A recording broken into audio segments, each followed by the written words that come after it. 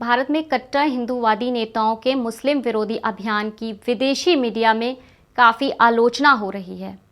कहा जा रहा है कि मुस्लिम विरोधी नफरत पर मोदी सरकार ने चुप्पी साध रखी है और मुसलमानों के खिलाफ खुलेआम नफरत भरी बातें करने वाले कट्टर हिंदूवादी नेता ने पिछले हफ्ते हरिद्वार में 17 से 19 दिसंबर तक धर्म संसद का आयोजन किया था। इस धर्म संसद में दिए गए भाषण में एक वीडियो क्लिप सोशल मीडिया पर काफी वायरल हुआ था।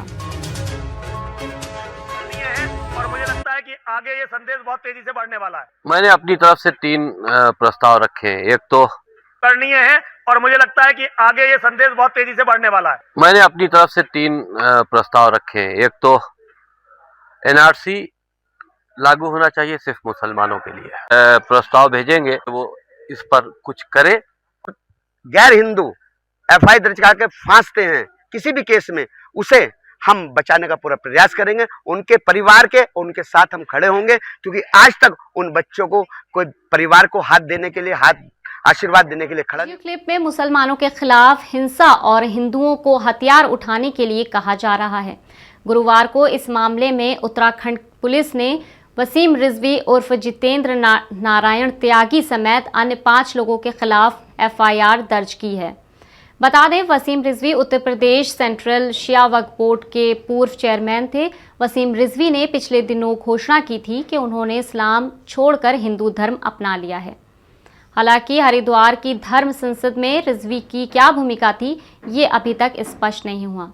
दरअसल हरिद्वार से जो वीडियो वायरल हुआ उसमें धर्म की रक्षा के लिए शास्त्र उठाने और मुस्लिम प्रधानमंत्री ना बनने देना और मुस्लिम आबादी ना बढ़ने देने समेत धर्म के रक्षा के नाम पर विवादित भाषण देते हुए साधु संत दिखाई दिए थे। बता दें, कुछ दिन पहले भागवत ने भी कहा था कि भारत के चौतरफा विकास के लिए सभी को मिलकर काम करना चाहिए।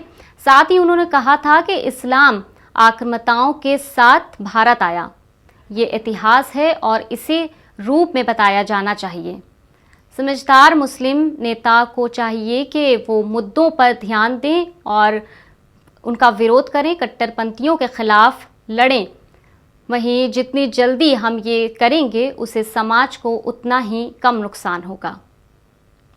मुसलमानों के खिलाफ अक्सर इसी तरह के बयान बीजेपी के तरफ से सामने आते रहे हैं। गुजरात के उप मुख्यमंत्री नितिन पटेल ने कहा था कि संविधान धर्मनिरपेक्षता के कानून की बात तब तक चलेगी तब तक हिंदू बहुसंख्या हैं। उस बयान पर जमकर बवाल हुआ था और उप मुख्यमंत्री को सफाई भी पेश करनी पड़ी थी। अब बीजेपी के राष्ट्रीय महासचिव सीटी रवि ने भी विवादित बयान दिया था।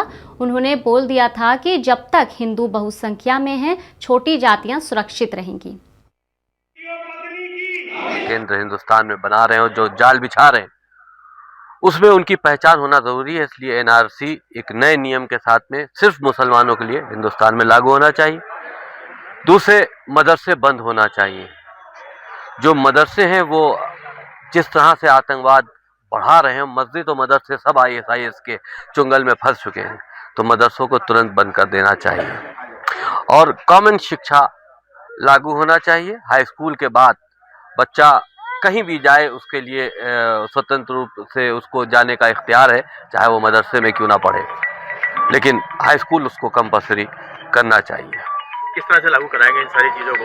इन तमाम चीज़ों को हम इस धर्म संसद के माध्यम से प्रस्ताव भेजेंगे आदरणीय प्रधानमंत्री जी को और उनसे अनुरोध करेंगे कि ये हिंदुत्व की आवाज़ है।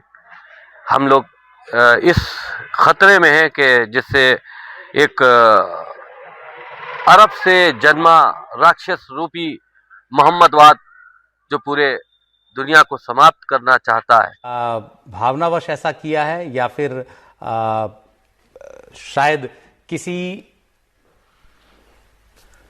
ने उनके साथ जानबूझकर इस तरह की कार्रवाई की, अभी ये स्पष्ट नहीं है। लेकिन हम सौरभ से बात करने की कोशिश कर रहे हैं। हम इस बड़ी खबर पर बने हुए हैं। हरिद्वार में हुई धर्म संसद से जुड़ी ये खबर है और यहाँ